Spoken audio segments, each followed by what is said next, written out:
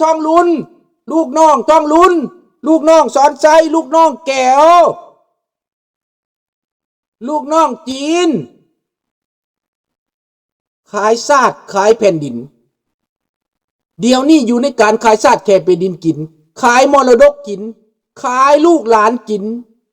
ขายโสเพณีกินพวกชาติหมาพวกชาติสัวคำพันแมนหรือบ่แมนยอมหับซะยอมหับซะบักโปรตีนเฮ็ดในประเทศลาวเป็นหนี้15,000 ล้านใช้หนี้50 ปียังบ่เบิด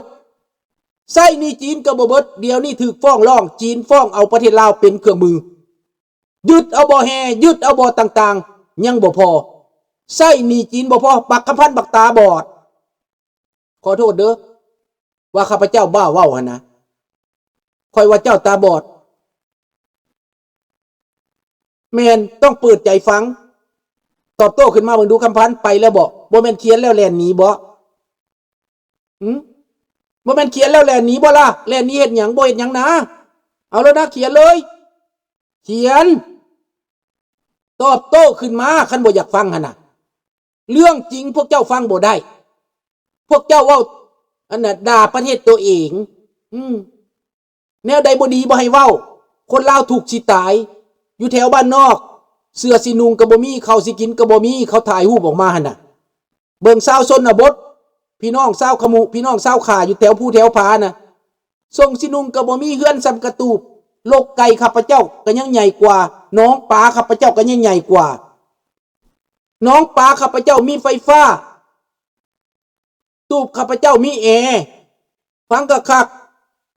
มันความจริงหับบ่ได้พี่น้องนี่แหละมันเป็นแบบนี้แหละพี่น้องคำพันเอ้ยไปเบิ่งความจริงเด้อลูกหลานของเจ้าในประเทศลาวนะมันน่าละอายใจทั่วโลกเขาเห็นความสกปรกของแผ่นดินลาวความสกปรกของระบอบการปกครองมันถูกต้องตามดร.คำเผยปานมาลัยทองเว้าเบิดมือหนูมือตาซะผู้แทนในแผ่นในสภาก็เว้าความจริงอยู่ดอกสวรรณเขตแห้งถูกลุงว่าสั่นแม้แต่โตเมืองนครไกรสอนของสวรรณเขตเฮือนซ้ำคอกไก่ก็มีบาดเฮือนหลังใหญ่แม่นเวียดแม่นแก้วพวกเจ้าน่ะเป็นผู้ใดพวกเจ้าเป็นแก้วหรือเป็นเจ๊กแล้วเป็นคนลาวคือมาเป็นจังสั้นแหละตาบ่เห็นบ่สาธุเด้อไฟน้ำศักดิ์สิทธิ์วัดองค์ตื้อคันผู้ใดแกล้งเว้าแกล้งว่าคันผู้ใดเว้าบ่มีความจริงนะคันผู้ใดไปยกย่อปอปั้นแก้วเลยเจ๊กเป็นเจ้าเป็นนายน่ะขอให้มันหูหนวกตาบอดเส้นลูกเส้นหลานเจ็ดตัวโคตรเด้อเจ็ดตัวโคตรเด้อข้อไก่ก็ยังใหญ่กว่าเนาะน้องจันทวีข้อไก่เฮาในอเมริกาน่ะนะเพื่อนนั่งพักผ่อนอยู่หลังบ้านก็ยังใหญ่กว่าระบบจูนแหกตาเบิ่งคักๆแม่นท่านผู้เงินให้มันแหกตาเบิ่งคักๆพวกขายชาติขายบ้านขายเมืองพวกปุ้นสะดมยักยอกเงินเดี๋ยวนี้จับได้จับได้พี่น้องจับได้ตั้งหลายได้พี่น้องเบิ่งข้าพเจ้าไปเบิ่งเด้อมีหยังแน่จับได้นี่นะ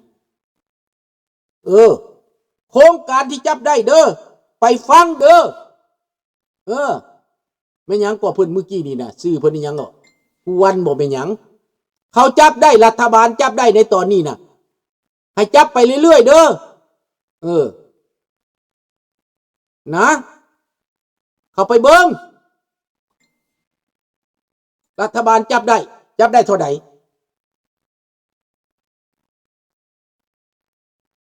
จับได้เท่าใดเปิงกันเด้อจับได้แล้วเฮ็ดหยังสิเฮ็ดหยังยึดทรัพย์ยึดทรัพย์และอายัด50 บัญชีเพื่อดำเนินคดีการสืบสวนขยายผลหาความเสื่อมโยงผู้ถูกกล่าวหายึดทรัพย์มันแต่ข้าพเจ้าบ่ได้บอกยาก50 บัญชีนี้1บัญชีที่1 ครอบครัวบักคำไตบัญชีที่สองครอบครัวบักจูมารีบัญชีที่สามครอบครัวบักทองลุนบัญชีที่สี่ครอบครัวบักสอนใสบัญชีที่50บัญชีพี่น้องครอบครัวบักทองสิงห์ธรรมวงศ์บัญชีที่6ครอบครัวบักพิพวันพานคำฮอด50บัญชีรัฐมนตรีทั้งหลายเอาไปหยัดคุกบัดนอกจากนั้นแล้วหัวหน้ากลุ่มหัวหน้าห้องการหัวหน้าตำรวจบักวิไลลาคำพองจัดการเลยจับพวกมันเอาไปหยัดคุก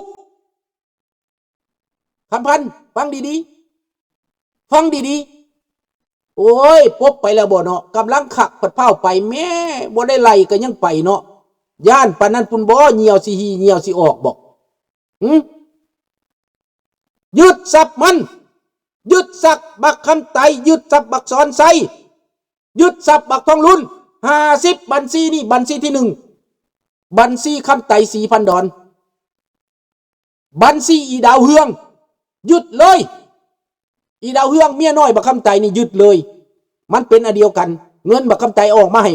อีดาวเฮืองเป็นคนค้ายาเสพติดเอามาให้อีดาวเฮืองไปซื้ออสังหาริมทรัพย์อยู่ประเทศไทยยึดมันสืบสวนมันเอาเงินมาแต่ไสนอกที่สองมายึดบัญชีบักทองลุยยึดบัญชีเมียน้อยมันนี่เพื่อดำเนินการสอบสวนขยายผลหาความเสื่อมโยงกับผู้ถูกกล่าวหาเบิดติโตรัฐมนตรีเพิ่นออกมาเลี้ยงหน้ากันหากะฮู้เมื่อว่าหาก็เมื่อว่าคนสลาดบางหลวงหาก็ฮู้เมื่อว่าคนน่ะขี่กอซีขี่ซอขี่โกงหากะฮู้ว่ารัฐบาลนี่เป็นรัฐบาลโจรรัฐบาลโจรมา50 ปีแล้วนี่50 ปีแล้วพี่น้องสบายดีอันรูคนเงือกงากแม่นบ่คนเงือกงากมันบ่อยากนั่งฟังเด้มันฟังบ่ได้เด้คุดคำคุดคำอย่างใหญ่ก็ยังบ่รอดไปบ่รอดเดี๋ยวนี้ภัยขายชาติระบอบนี่50 ปีขายชาติขายแผ่นดินกอบโกยโกงกินซอราดบางหลวงเข็นคาฮาวีขอบใจหลายๆน้องจันทวีได้กาแฟอีกแล้วนี่แหละน้ำใจอันนี้แหละพอได้กาแฟมือละจอกเนี่ยพอแล้วนะจอกใหญ่ได้สาวดอนได้พี่น้องเอ้ยขอบใจเด้อให้อายุมันก่อนยืนโชคลาภเด้อน้องเด้ออยู่ดีมีแฮงให้เจ้าร่ำรวยถือหวยรวยเบอร์เด้อน้องเด้อให้เข้มแข็งเด้อขอบใจที่ให้กำลังใจมาพี่น้องสบายดีเนี่ยลุงโพเอามันไปเลี้ยงหมู3 เดือนอยู่ฮานอยบ่กลับมาลาวได้ปอบ่ไปอยู่ฮานอย3 เดือนกลับมาลาวได้ปอกันเบิดพวกปริญญาอัปปีอันนี้นะมันบ่มีหยังปริญญาอัปปีปอนี่นะปริญญาอาธรรมปริญญาอัปประโยชน์มีแต่อะเบิดแม่นอะธรรมอะประโยชน์มันอะเบิดพวกนี้นะปอนะแม่นปออะปริญญาอัปปีพี่น้องมันเป็นแบบนี้แหละพี่น้องป่าไม้ตามภูผาจนบ่เหลืออย่างแล้วพวกขายชาติตระกูลขายชาติตระกูลขายชาติตัวจริงคือตระกูลคำไต4,000 ดอน4,000 ดอนนี่แหละตระกูลขายชาติตัวจริงคือตระกูลพรหมวิหารตระกูลขายชาติทั้งหมดหมา11 โตนี่แหละลูกหลานลาวตื่นโตตื่นใจไว้ซะมื่นหูมื่นตาหูจักความจริงยึดทรัพย์พวกมันในวัด50 บัญชีโตเล็กตัวน้อยบ่มีความหมายต้องยึดบัญชีที่1บัญชีที่2มันเอาเงินมาแต่ไส เพราะเวลามันเข้ามาข้าพเจ้าเห็นบักคำไตใส่เกิบตีนรถ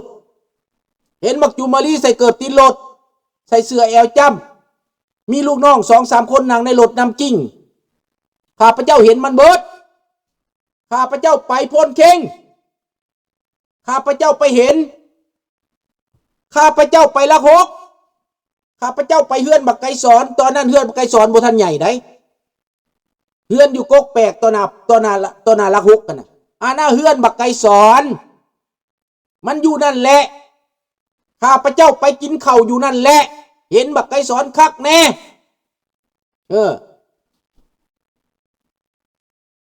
นี่แหละพี่น้องบักไก่สอนสันดานบักหน้าสันดานบักหมาพานแก้วแดงฮานอยบักไก่สอนขายซากบักไก่สอนลูกหมอโฮจิมินห์ผู้ใดว่ามันเป็นลาว1,000%มันบ่แม่นลาวบักไสสมพรน่ะแม่นลาวแม่นลูกมหาสุรสอันนี้ลาวแต่ไก่สอนเอาไปเลี้ยงบักไก่สอนเป็นกระเทยบ่มีลูกจักคนลูกอีทองวินก็บ่แม่นลูกไก่สอนแม่นลูกคนอื่นลูกมหาสุรสไก่สอนอยู่ในถ้ำมหาสุรสต่อยออกเป็นลูกมาแล้วก็บอกว่านี่แหละลูกเจ้าไก่สอนกระเสือไก่สอนบ่มีหยังขอมันบ่ได้บ่มีฤทธิ์ฟังไว้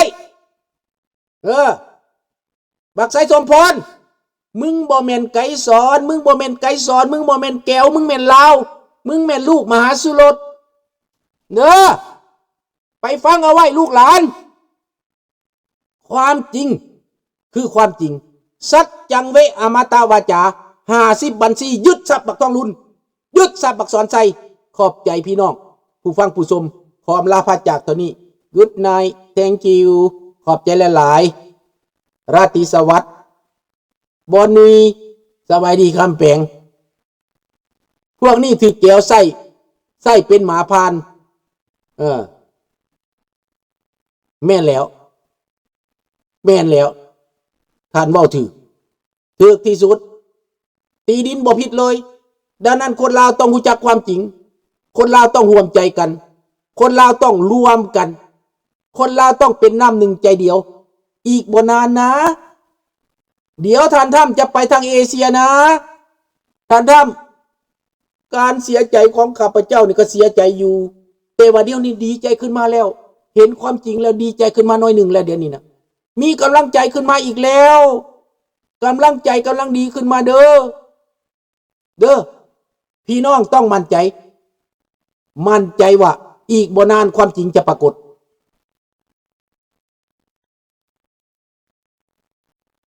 มันเป็นกระเทยมันบ่มีอีหยังเบิดลูกกับบ่แม่นของมันเอาลูกผู้อื่นลูกมหาสุรสเอาอำลาพาจากบายบายโชคดีทุกคนราตรีสวัสดิ์